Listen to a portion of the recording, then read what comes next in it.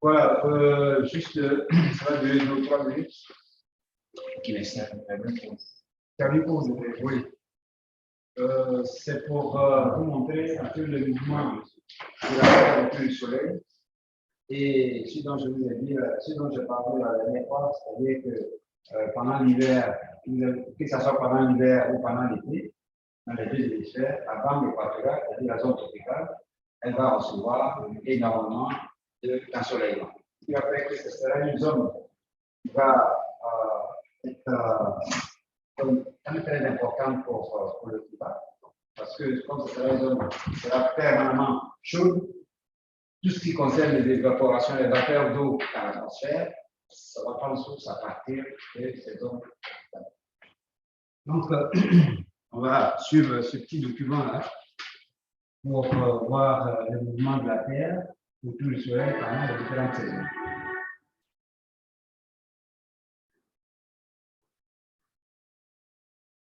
La Terre, notre vaisseau spatial. Bienvenue à bord pour ce voyage d'1 an autour du Soleil.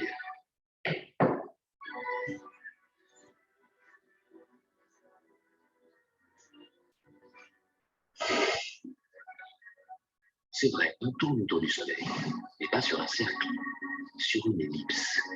Et c'est maintenant, dans les premiers jours de janvier, que nous passons au plus près du Soleil. Mais alors, pourquoi fait-il si froid? En fait, la différence entre près du Soleil et loin du Soleil est négligeable. Il y a une raison bien plus importante. La Terre tourne de travers, légèrement en biais. Son axe n'est pas vertical, il est incliné sur son orbite.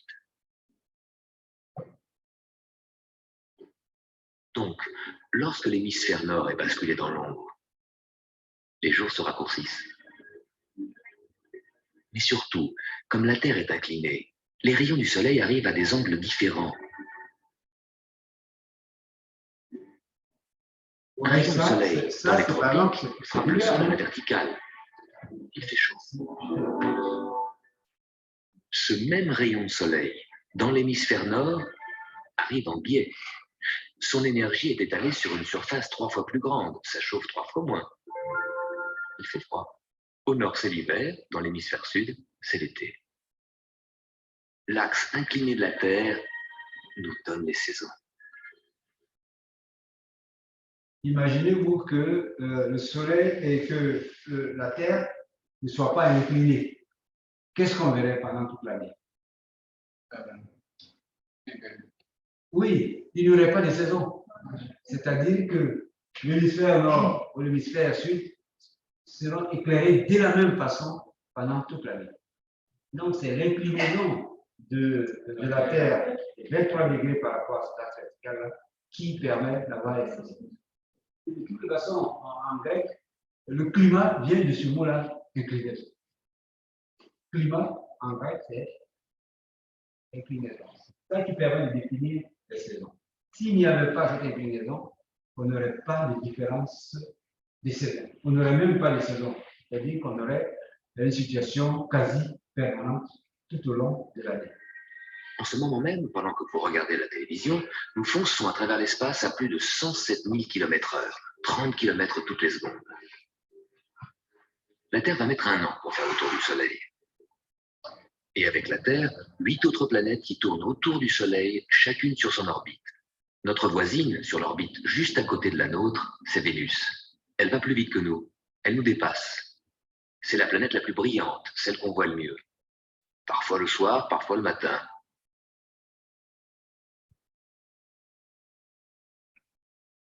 Pourquoi le matin? Bon, je pense que nous voyons Vénus à droite du Soleil. Puis on va continuer. Vu de la Terre, voilà ce qui se passe le matin. Nous voyons la portion du ciel où se trouve Vénus. Vénus apparaît à l'horizon bien avant le Soleil, quand il fait encore nuit et que le Soleil, à gauche, est encore en dessous de l'horizon. Voilà pourquoi, dans cette position, nous voyons Vénus le matin. Et puis, je vais choisir la deuxième vidéo. Je peux la partager. Oui, c'est partagé, donc je peux choisir ça directement.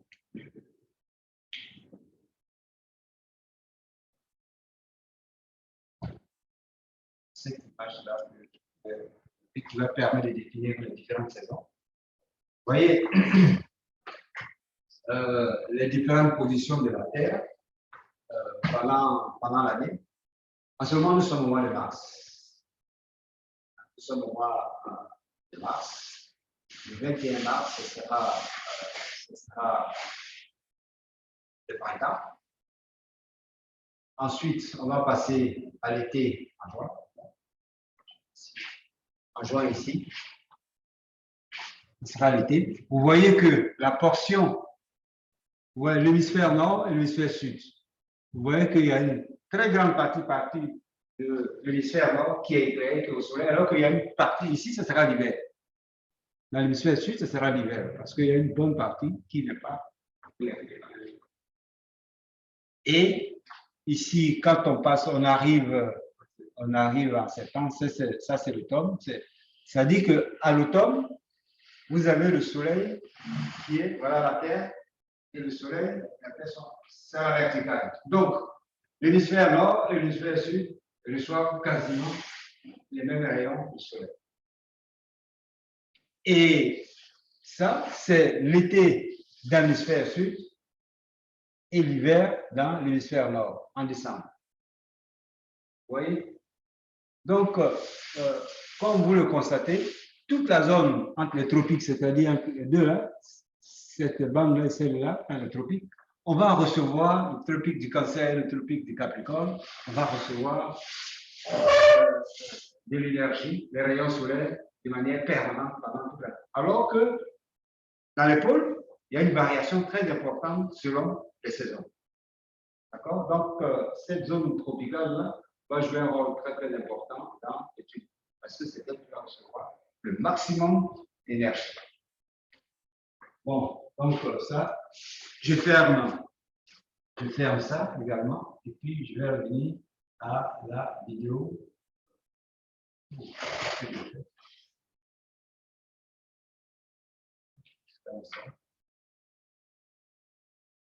Et puis, je viens prendre.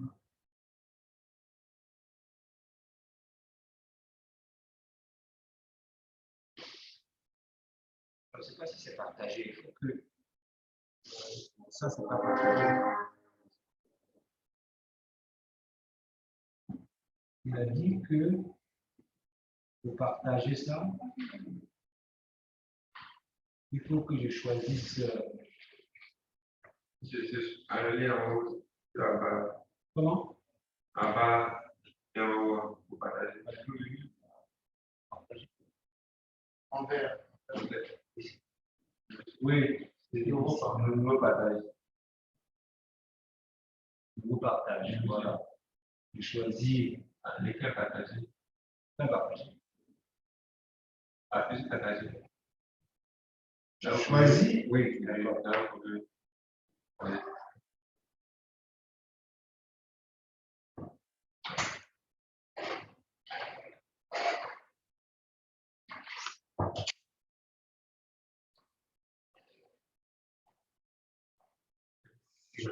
Bon.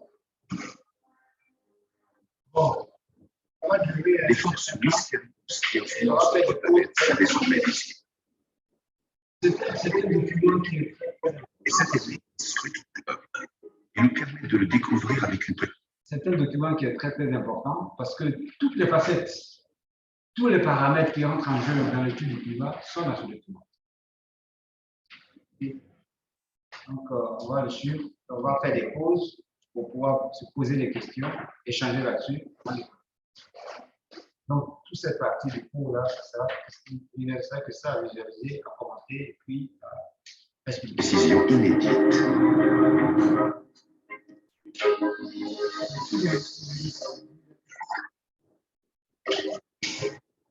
La Terre nous apparaît comme un organisme vivant et dynamique.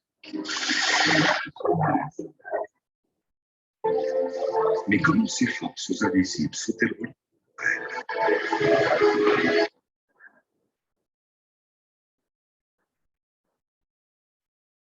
Et comment conditionnent-elles les vies?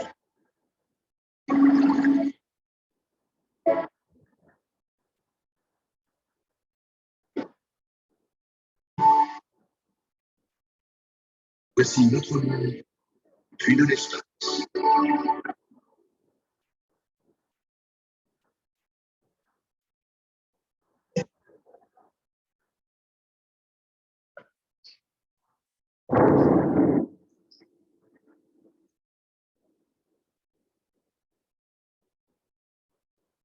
À 500 km à l'ouest de l'Afrique, dans l'archipel du Cap-Vert, des pêcheurs s'activent.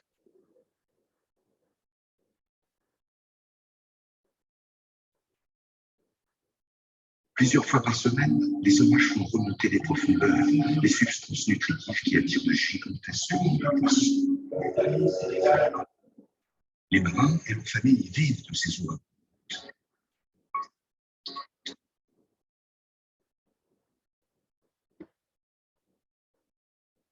Le ciel se charge.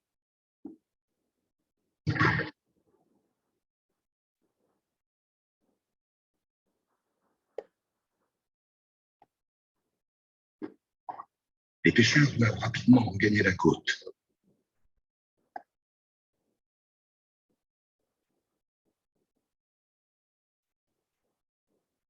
C'est la période la plus chaude de l'année et un phénomène extraordinaire est en train de se produire.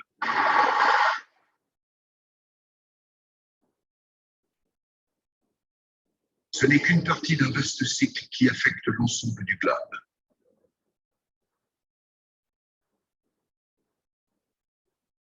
On ne peut le voir que depuis l'espace et grâce aux toutes dernières technologies.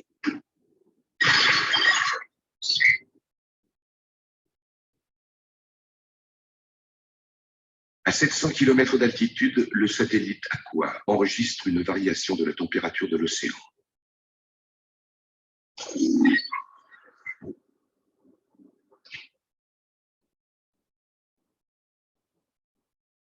Le scanner infrarouge d'Aqua détecte que l'eau a franchi le seuil des 26 degrés, une température critique. L'eau de mer réchauffée, ici en jaune, commence à s'évaporer rapidement. De grandes étendues de vapeur transfèrent la chaleur des océans issus du rayonnement solaire vers l'atmosphère.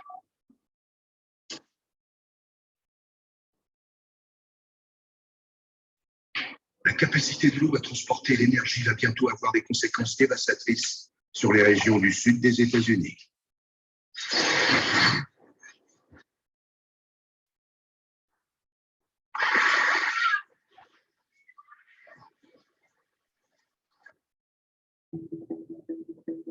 Aqua est l'un des 100 satellites qui transforment radicalement la compréhension de notre planète.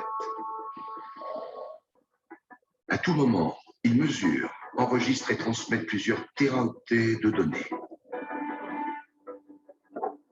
Pour la première fois, ces informations permettent d'établir un portrait unique de la Terre en constante évolution.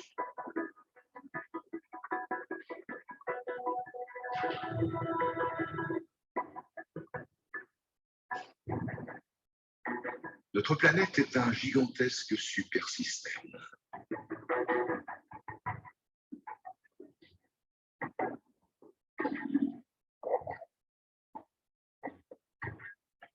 Le satellite nous permet de suivre la vapeur d'eau et de comprendre l'interaction entre le Soleil, les océans et l'air.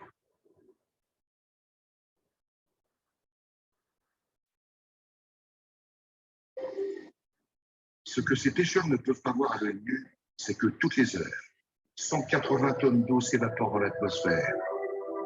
Avec elle, l'eau emporte l'énergie équivalente à la production d'une petite centrale nucléaire.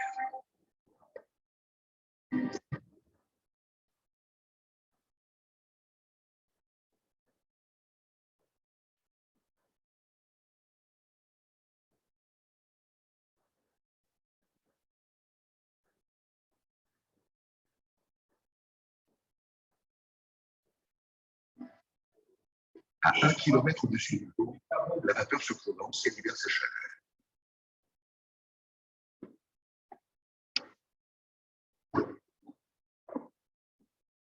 La température ambiante grimpe de plusieurs degrés.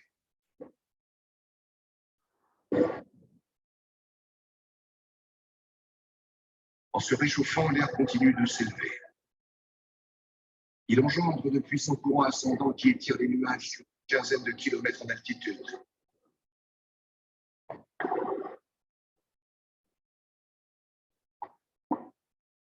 Tandis que le lapage se lève, l'effet de la rotation de la Terre oblige cette masse d'eau à tournoyer.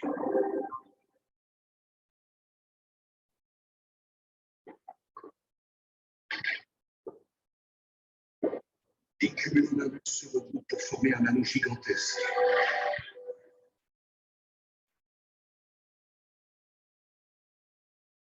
Un ouragan né.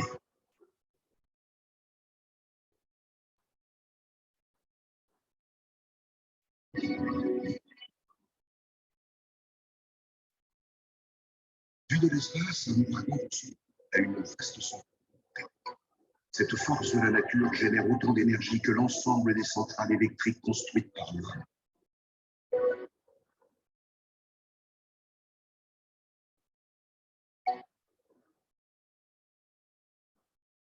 Observé depuis la Station spatiale internationale, l'ouragan traverse l'océan Atlantique jusqu'au golfe du Mexique.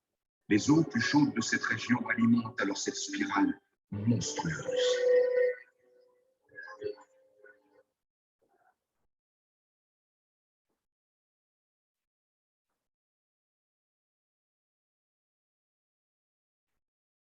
Les hommes vont bientôt faire les frais de la puissance du Soleil sur l'océan.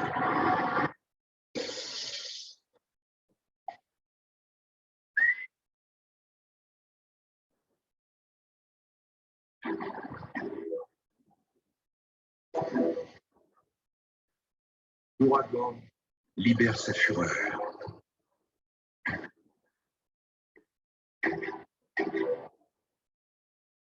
Des vents de 200 km/h font plier l'acier.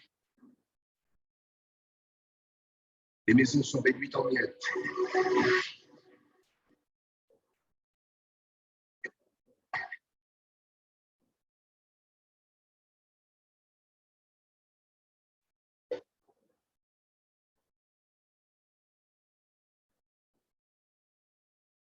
Ce désastre témoigne de la capacité de l'eau à emmagasiner et à libérer de l'énergie.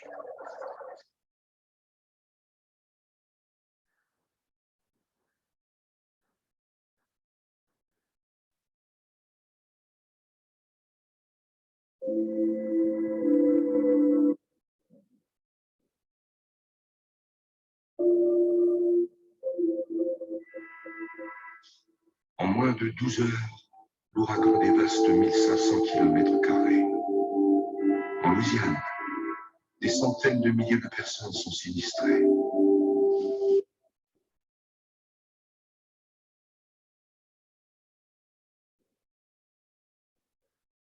Paradoxalement, nous devons tous notre existence au processus qui a engendré cette catastrophe.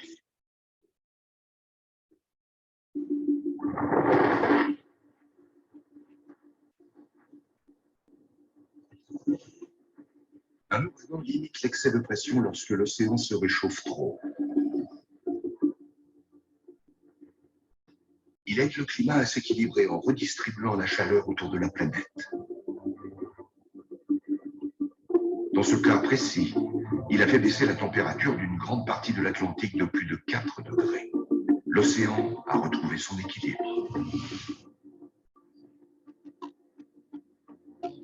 Donc, première pause.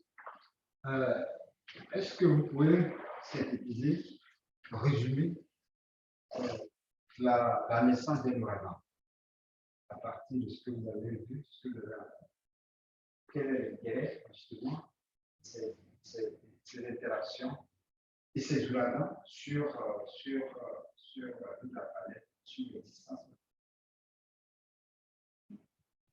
Comment il est un ouragan? C'est un des sujets, un des thèmes que vous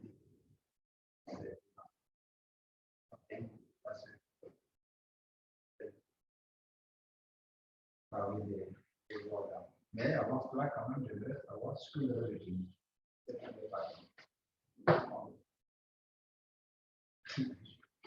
Qu'est-ce que vous avez retenu?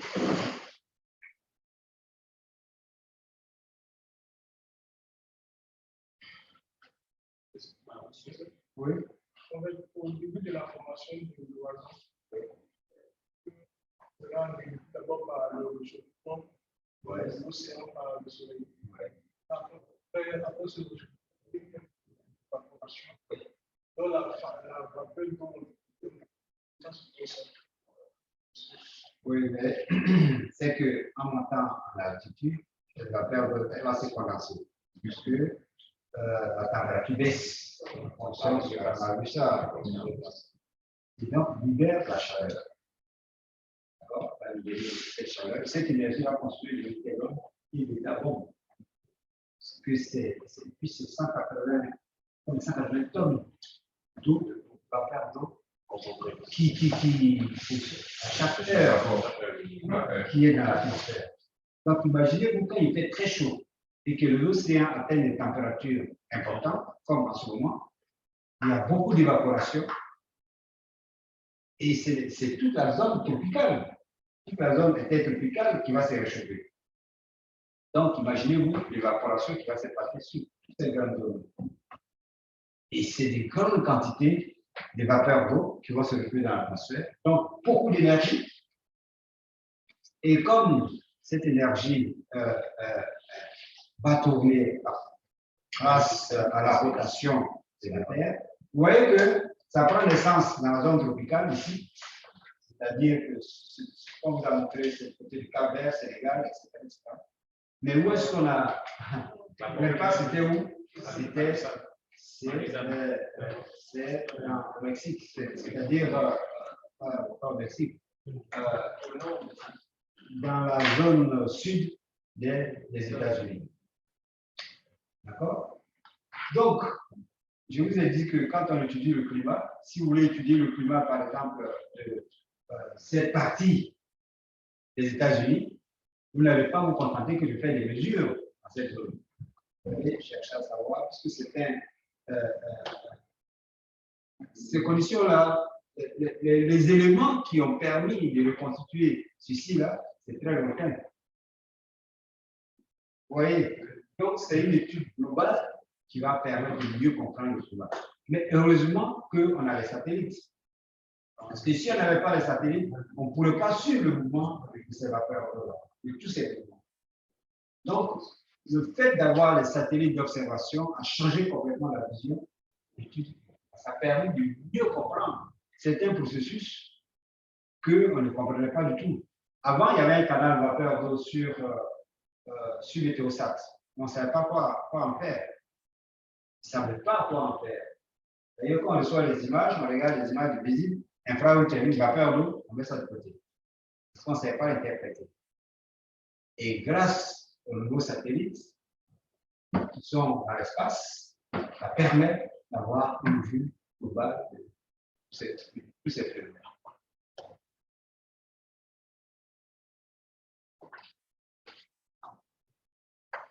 Mais alors, à la fin, c'est quoi? C'est que, tout à l'heure, il a dit, quand on atteint le seuil de 26 degrés, ça devient critique. Ça devient critique parce que si ça continue, qu'est-ce qui va se passer? On parle de tsunami. On va avoir une bonbonne d'eau chaude. Une véritable bonbonne, c'est-à-dire l'eau va continuer à se réchauffer de manière constante. Et pour éviter cela, il y a le phénomène d'évaporation qui va permettre à l'océan de libérer une partie de son énergie, parce qu'avec l'évaporation, c'est de l'énergie aussi qui est libérée dans l'atmosphère. Donc, l'océan, ça va permettre à l'océan de se refroidir un petit peu. Et s'il n'y avait pas ces processus-là, l'océan se réchaufferait constamment. Et puis, ce qui va permettre aussi à l'océan de s'équilibrer, c'est la circulation océanique. C'est-à-dire les grandes masses d'eau chaude qui sont dans la zone équatoriale vont circuler vers les pôles. Ça va permettre ensuite aussi aux zones polaires, aux zones tempérées, de recevoir de la chaleur. Je vous ai dit qu'il y a deux variables, deux paramètres qui vont permettre de redistribuer la chaleur autour de la Terre. C'est le courant marin et puis l'air dans l'atmosphère. Vous voyez que toute l'énergie, la quantité de vapeur d'eau qui est dans l'atmosphère, c'est grâce au fait qu'il y a un flux qui s'appelle l'air qui va permettre cette redistribution de cette chaleur-là. Et puis le courant marins aussi, on va redistribuer la chaleur grâce à la circulation. Donc, c'est des processus. On continue. Donc, premier sujet, ce sera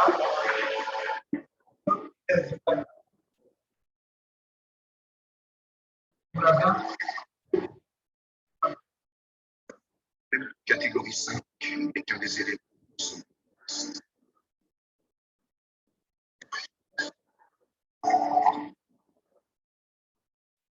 La nouvelle génération de satellites révèle à quel point les phénomènes naturels sont à l'échelle planétaire.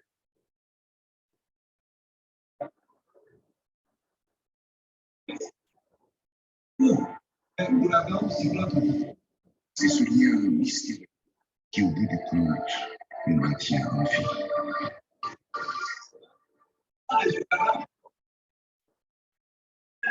C'est destructeur, mais c'est nécessaire. N'est-ce pas? Pourquoi est-ce que c'est nécessaire? Vous avez vu les innovations qu'on a observées en Louisiane là? Hein? Mais si ces processus-là n'ont pas lieu, il n'y a pas d'équilibre au niveau des océans. C'est destructeur, mais absolument nécessaire pour l'équilibre de la planète. Est-ce que vous comprenez ça, ce que ça veut dire? Ce que j'ai en train de vous expliquer. Pourquoi est-ce que c'est nécessaire? Pourquoi est-ce que c'est nécessaire? Oui. Ici, il n'y avait pas l'ouragan. L'océan allait toujours constamment se réchauffer et devenir pratiquement à réchauffement. Peut-être à un moment donné. C'est-à-dire que vous allez pouvoir tout ce qui est bestiole dans tout l'écosystème va être complètement modifié. Parce que les poissons, peut-être, ils vivent à 25 degrés, 25 degrés. Si vous dépassez ça, voilà ce qui va se passer. Donc, c'est absolument nécessaire, même si ça cause des inondations, même si c'est destructeur, si c'est dévastateur, mais c'est absolument nécessaire. Donc, vraiment, tout ce qu'on observe dans la nature, quand il pleut, on se plaint, mais c'est nécessaire. Quand il fait chaud, on se plaint, mais c'est nécessaire. S'il n'y avait pas l'alternance de saisons chaudes, c'est-à-dire des saisons sèches et des saisons de pluie, ben, il ne faut pas vivre sur la Terre. Donc, il faut, quand il pleut, il faut apprendre à prendre un parapluie, puis c'est tout.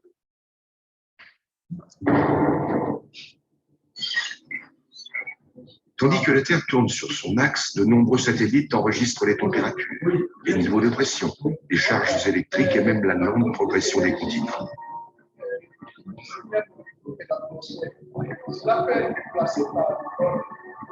Oui, c'est-à-dire cette énergie.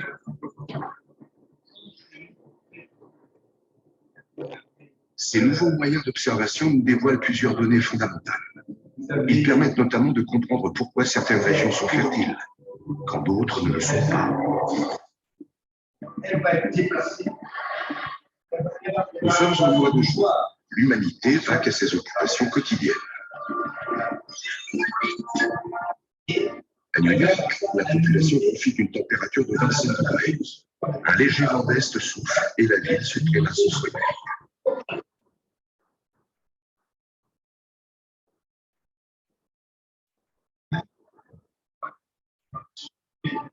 À 11 000 km de là, dans la ville indienne de New Delhi, les chauffeurs de taxi affrontent une pluie torrentielle. Le déluge s'abat si violemment que les rues sont inondées en quelques minutes.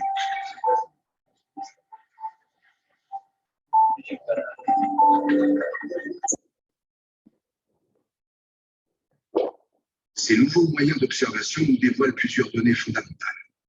Ils permettent notamment de comprendre pourquoi certaines régions sont fertiles, quand d'autres ne le sont pas. Nous sommes au mois de juin. L'humanité vaque à ses occupations quotidiennes.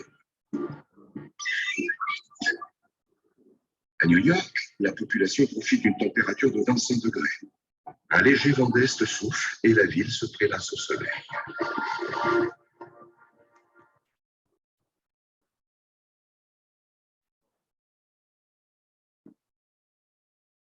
À 11 000 km de là, dans la ville indienne de New Delhi, les chauffeurs de taxi affrontent une pluie torrentielle. Le déluge s'abat si violemment que les rues sont inondées en quelques minutes.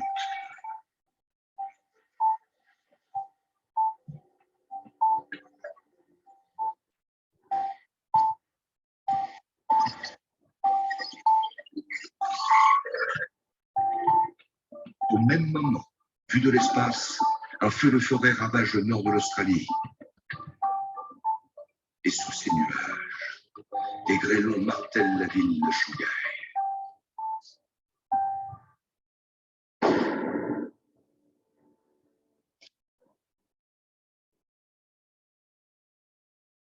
Avant que la Terre ne soit visible depuis l'espace, tous ces événements semblaient sans rapport.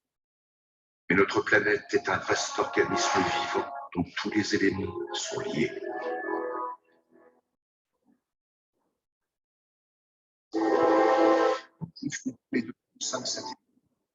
On parvient à comprendre une partie du système, celle qui concerne notre atmosphère, cette enveloppe en perpétuel changement qui entoure la Terre.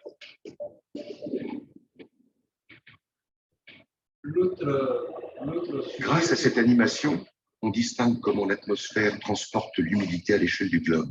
Dans cette séquence accélérée, 2 secondes correspondent à une journée.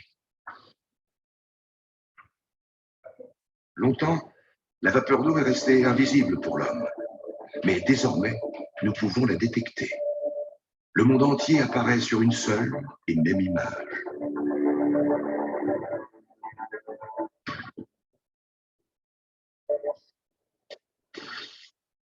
Les données satellites nous donnent une autre perspective de notre planète.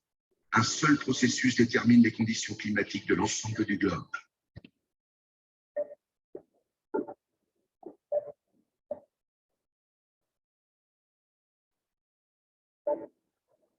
Les régions équatoriales reçoivent la plus grande partie de l'énergie du Soleil et produisent l'essentiel de la vapeur.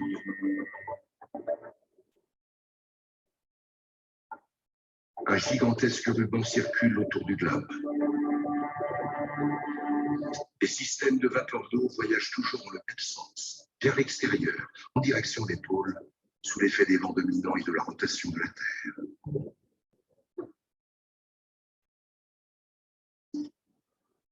Dans l'hémisphère nord, ils tournent dans le sens des aiguilles d'une montre.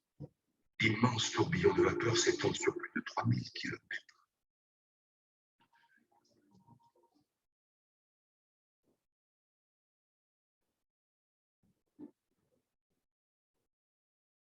Dans l'hémisphère sud, ils tournent dans le sens inverse. Pas dans les deux hémisphères opposés. L'hémisphère nord, tout dans le sens des aiguilles du monde, et dans l'hémisphère sud, tout dans le sens des parois. Vous avez fait la mécanique. Vous avez entendu parler de la force de Coriolis. Hein? La tour de la force de Coriolis. Cause la force de Coriolis que dans l'hémisphère nord, il tourne dans le sens des aiguilles du monde, et puis dans l'hémisphère sud, il va dans le sens des aiguilles. Donc, le deuxième sujet, ça sera le rôle des satellites dans l'étude du climat. Parce que, comme il disait tout à l'heure, là, dans cette partie, avant ces processus, on ne les connaissait pas. Une même image. On ne savait pas. On ne les connaissait pas parce que on ne savait pas le rôle joué par la. Les données satellites nous donnent une autre perspective de notre planète. Un seul processus détermine les conditions climatiques de l'ensemble du globe. Et on va voir que l'eau et le soleil sont des éléments. Les régions équatoriales reçoivent la plus grande partie de l'énergie du Soleil et produisent l'essentiel de la vapeur. C'est cela que dans tous les. Un gigantesque ruban circule autour du globe. Il y a l'atmosphère, il y a le ciel. Les systèmes de vapeur d'eau voyagent toujours dans le même sens, vers l'extérieur, en direction des pôles, sous l'effet des vents dominants et de la rotation de la Terre. Et formidable, c'est parfait. Flash. Dans l'hémisphère nord, il tourne dans le sens des aiguilles d'une montre. D'immenses tourbillons de vapeur s'étendent sur plus de 3000 km.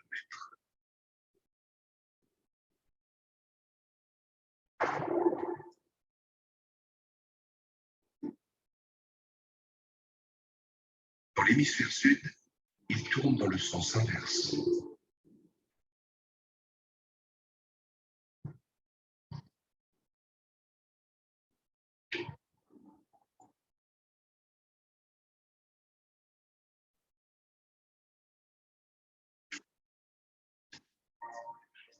Lorsque ces vents engorgés de vapeur se déplacent, ils engendrent des conditions spécifiques à chaque zone du globe.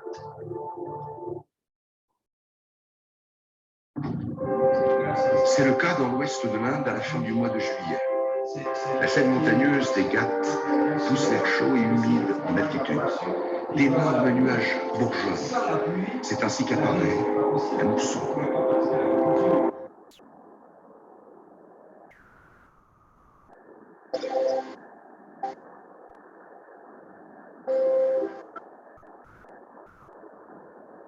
L'eau tombe du ciel en abondance et transforme les sols desséchés en plaines fertiles.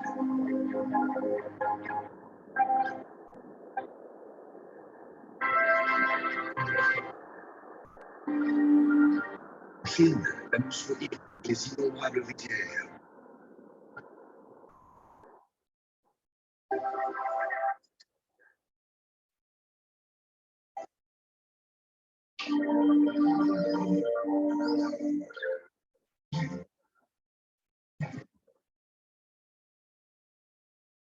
Ce processus permet de nourrir jusqu'à 3,5 milliards de personnes, la moitié de la population mondiale. Quel est ce processus qui permet de nourrir 4,3 milliards de personnes dans le monde? Hein? C'est quoi?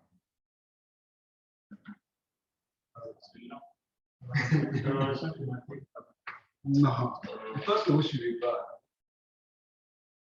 Vous n'écoutez pas, vous suivez, vous n'écoutez pas. L'atmosphère transporte l'humidité à l'échelle. Dans l'hémisphère,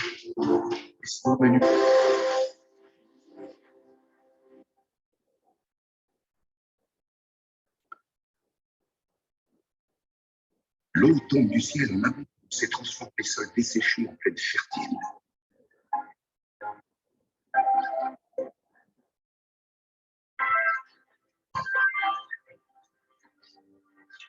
En Chine, la mousson irrigue les innombrables rizières.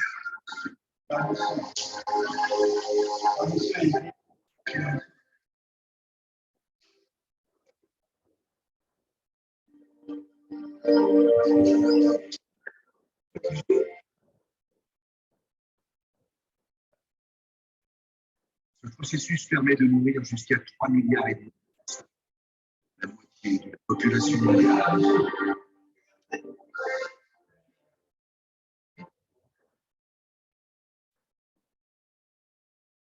Ici, actuellement, pendant la saison, cette saison-là, nous sommes en saison sèche, vous avez la zone, on appelle ça le front intertropical du convergent, le front intertropical, le fixe, qu'on appelle la DIC.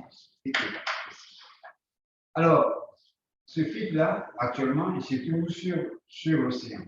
Parce que il y a deux forces, deux masses d'air, en fait, qui sont en conflit. Il y a la masse d'air continentale et la masse d'air océanique. C'est ça qui définit le fixe. C'est-à-dire la frontière de ces deux-là.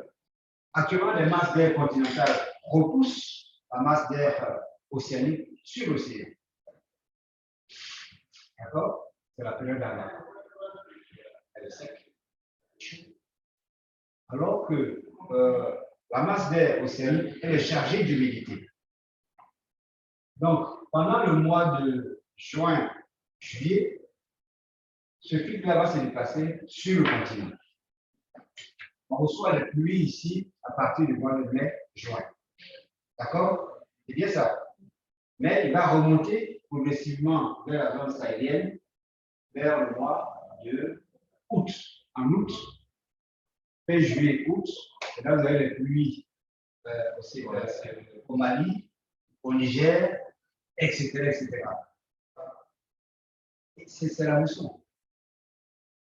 C'est-à-dire ces masses d'air humides qui sont transportées vers le continent pour donner la pluie, c'est ça qui détermine la mousson africaine. Et pendant cette période-là, on attend toujours la mousson pour cultiver dans la zone sahélienne. On attend la période de la mousson. On attend la période.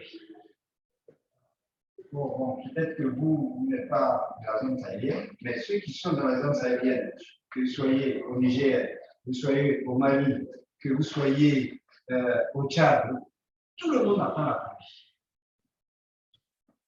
C'est pour cela qu'il y a des prévisions qui sont faites chaque année pour la mousson, pour savoir à quel moment la mousson va se déclencher. Il y a un programme international qui s'appelle AMA. AMA, c'est comment on appelle ça? Africain, c'est l'étude de la mousson, l'étude multidisciplinaire de la mousson africaine. Ça a permis de chercher à comprendre quels sont les processus qui rentrent en jeu dans le déclenchement et la fin de la mousson. Donc, il y a eu des campagnes océanographiques, il y a eu des campagnes sur le continent pour pouvoir mesurer les paramètres clés qui entrent en ligne de compte dans la mousson.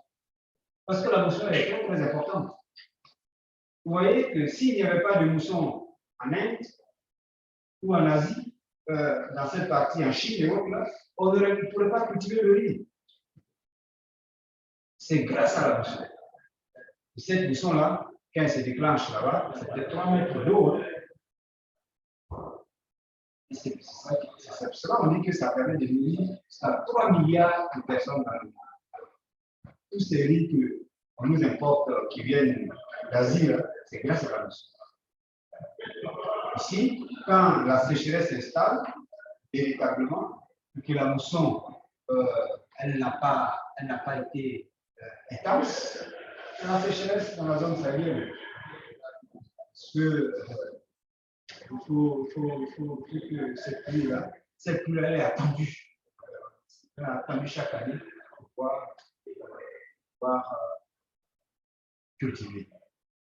Donc, ceux qui habitent le long des grands fleuves comme le Niger et autres, là, ils font des cultures maraîchères, tout simplement. Mais pour les céréales et autres, là, il faut attendre la pluie. Et cette mousson, elle est attendue chaque année. Voilà, c'est ça qui a permis l'éducation dans cette zone.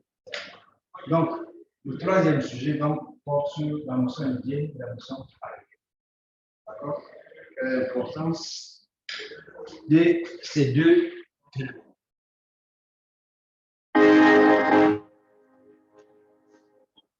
De l'autre côté du globe, les vents dominants doivent traverser la cordillère des Andes avant d'atteindre le centre du Chili.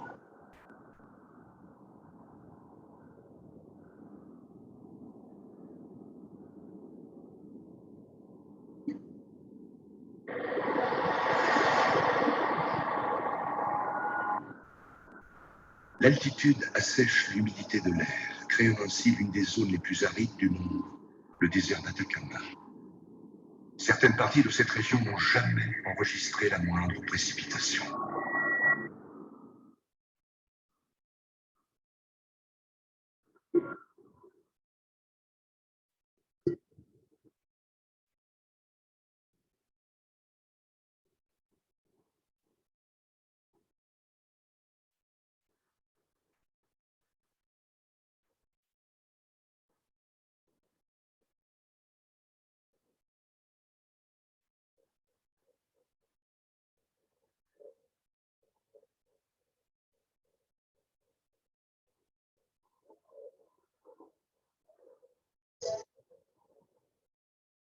La vapeur est l'une des forces essentielles à la vie, mais ce n'est qu'une des composantes d'un mécanisme bien plus complexe.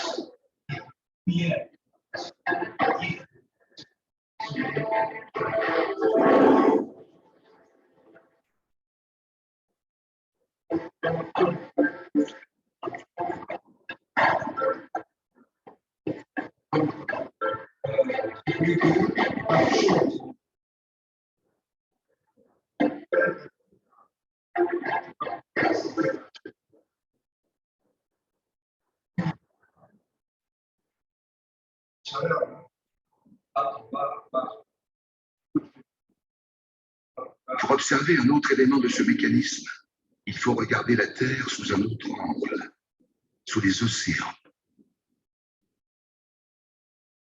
Là où sévit une tornade de la taille d'un continent.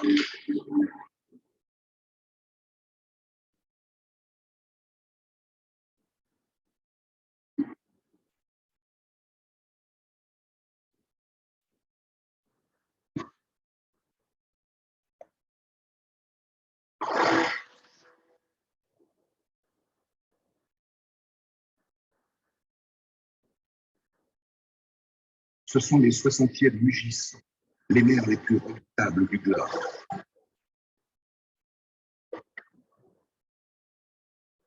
Les tempêtes et les vents de vent agitent les flots sans relâche, déplaçant 130 millions de tonnes d'eau à la semaine. Ce processus est alimenté par la circulation de la chaleur de l'équateur vers les pôles.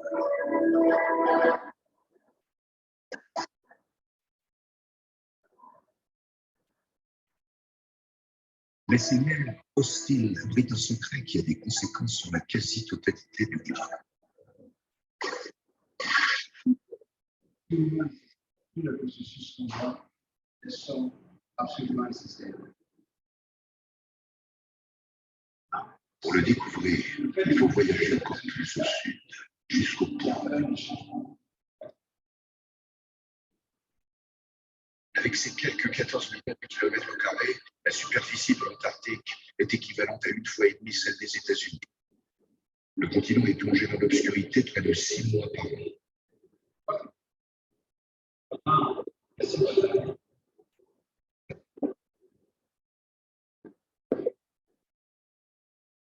En hiver, la température peut descendre jusqu'à -4. La question, c'est ça? Pourquoi est-ce que ce continent-là, cette partie, cette Antarctique-là, peut plonger dans l'obscurité pendant près de 6 mois? Oui. Parce que le soleil éclaire une partie de mars à septembre, de mars à juin. C'est tout à fait le pôle sud. Hein? C'est tout à fait le pôle sud. Et on a vu que la Terre est inclinée de 23 degrés sur l'axe vertical. Et pendant l'hiver, pendant l'été dans l'hémisphère nord et pendant. Parce que le soleil, vous avez l'équateur, vous avez donc pendant l'équinoxe, c'est-à-dire en mars, le soleil frappe directement.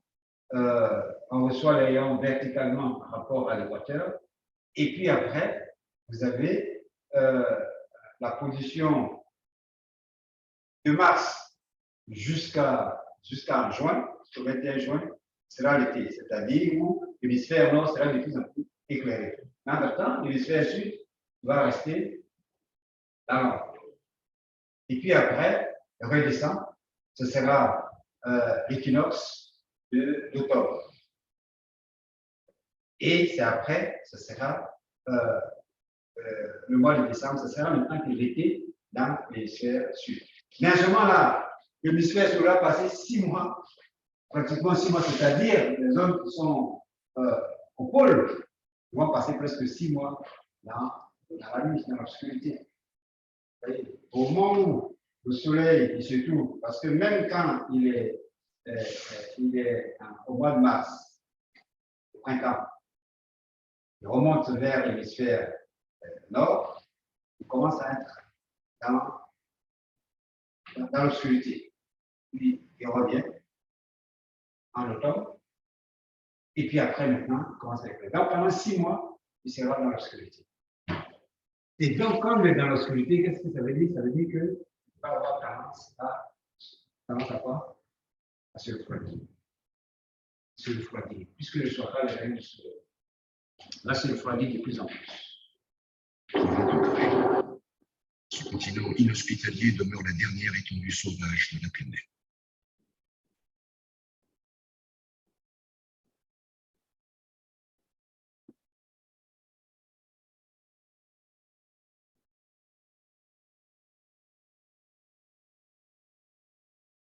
Mais il abrite quelques habitants, les scientifiques qui tentent de percer les derniers secrets du grand saut.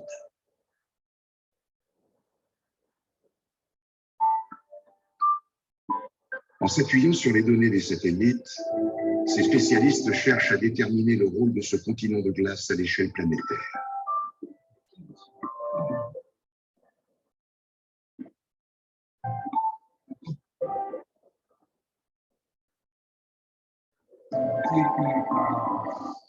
Ils ont découvert que le froid qui y règne est le fait d'un nombre de circonstances.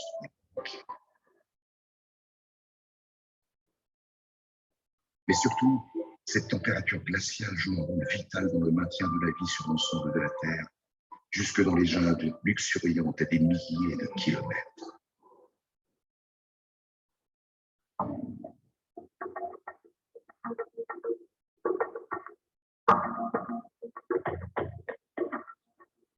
Ces images proviennent de données enregistrées par 17 satellites au-dessus de l'Antarctique.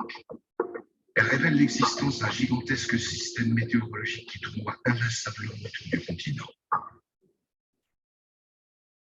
Cette vaste spirale est entraînée par la rotation de la Terre.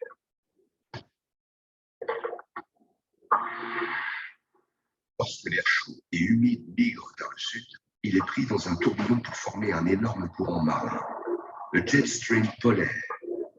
Le vent persistant pousse l'eau de mer vers le fond.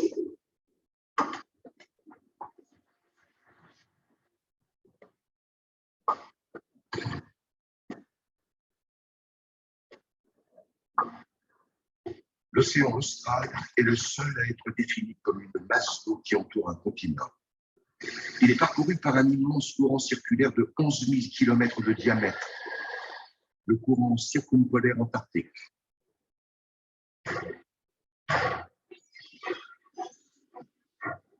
C'est le courant océanique le plus constant et le plus puissant du globe.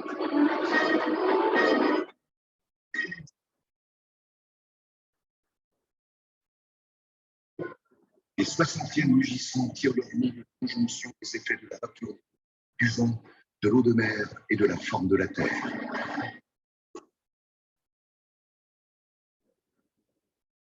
Le jet stream polaire est si puissant qu'il maintient l'Antarctique isolé du reste du monde. Il empêche l'humidité et la chaleur d'atteindre l'intérieur de ce continent glacé, battu par des vents arides.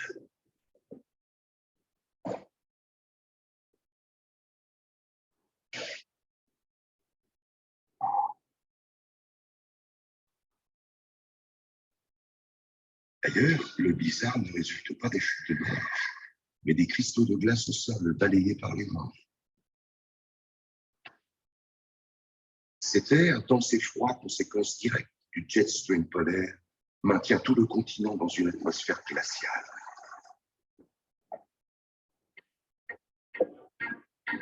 Quand vient l'hiver, ces conditions extrêmes déclenchent un processus indispensable au maintien de la vie qui se déroule sous la glace.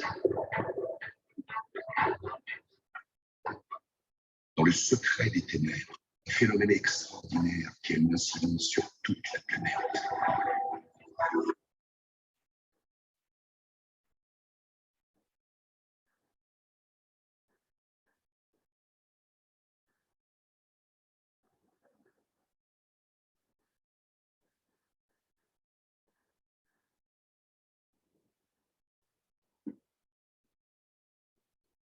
Ce processus n'est observable que lorsque l'hiver s'installe sur l'Antarctique. L'obscurité envahit le continent pour la plus longue nuit terrienne.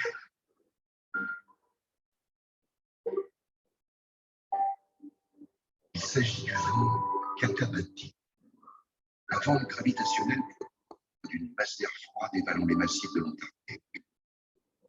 Les rafales de 150 km/h figent le paysage.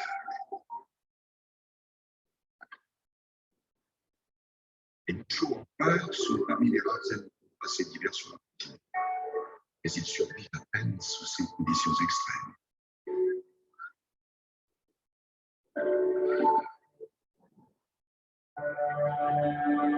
Dans une zone reculée du littoral que l'on appelle la mer de Weddell, les polynies se forment, de vastes étendues d'eau salée entourées de glace.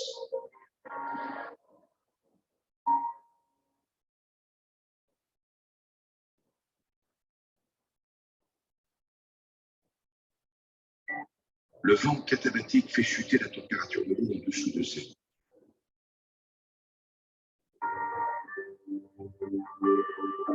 Un seuil critique est atteint lorsque la couche supérieure de l'océan devient inférieure à 1 degré et demi. À ce stade, une autre propriété remarquable de l'eau de mer entre en jeu. L'océan commence à geler en surface.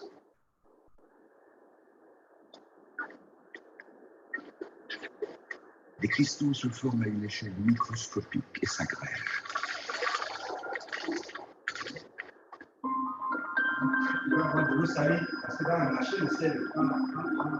En gelant, l'eau de mer relâche son sel.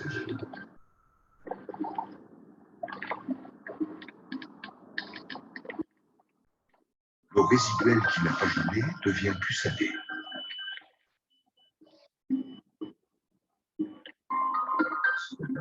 Elle forme un flux, elle se mue, et qui descend vers le fond de la mer sous forme de stalactite. Quand vous prenez du jus, je ne sais pas si c'est. Vous faites congeler. Avant, nous, on avait les bonbons glacés. Quand vous commencez à sucer ça, quand vous arrivez au cœur, c'est le plus sucré. Pourquoi? Parce que ça commence à geler à partir du noyau.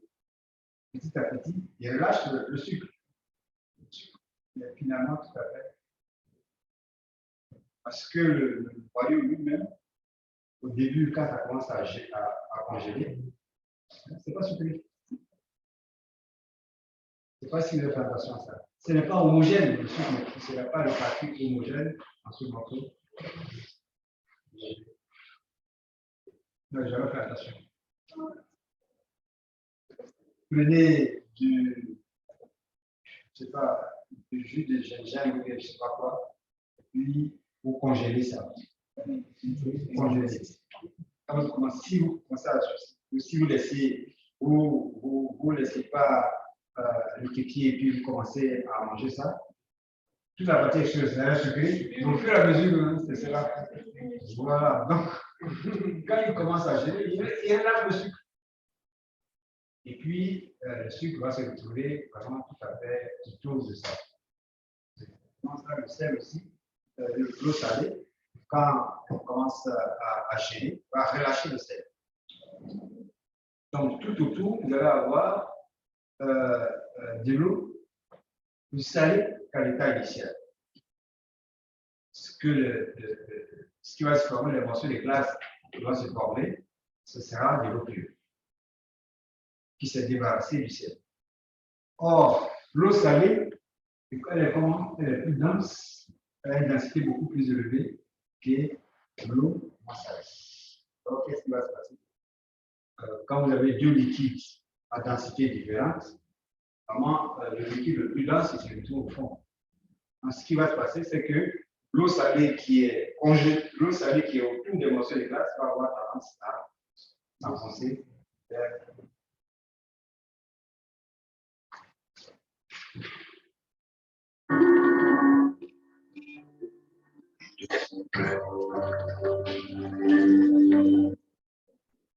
L'océan commence à geler en surface.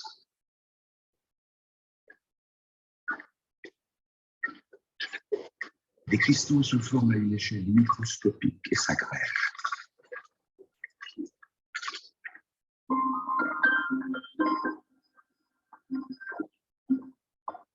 En gelant, l'eau de mer relâche son sel.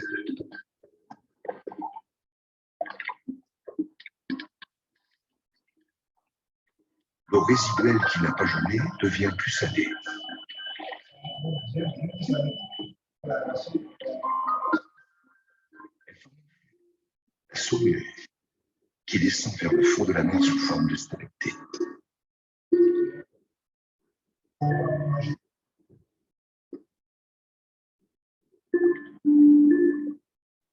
La saumure, plus dense que l'eau de mer, s'enfonce inexorablement.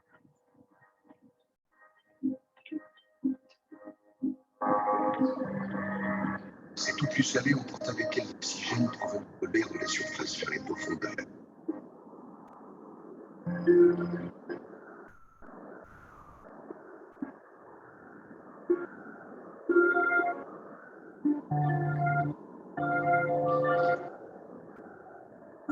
La formation de la glace s'accélère et s'intensifie.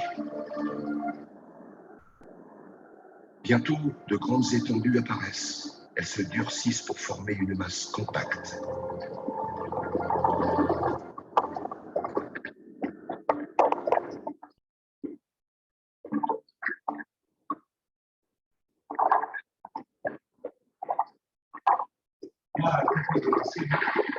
Au bout d'une semaine, ce processus microscopique est devenu l'entité visible depuis l'espace.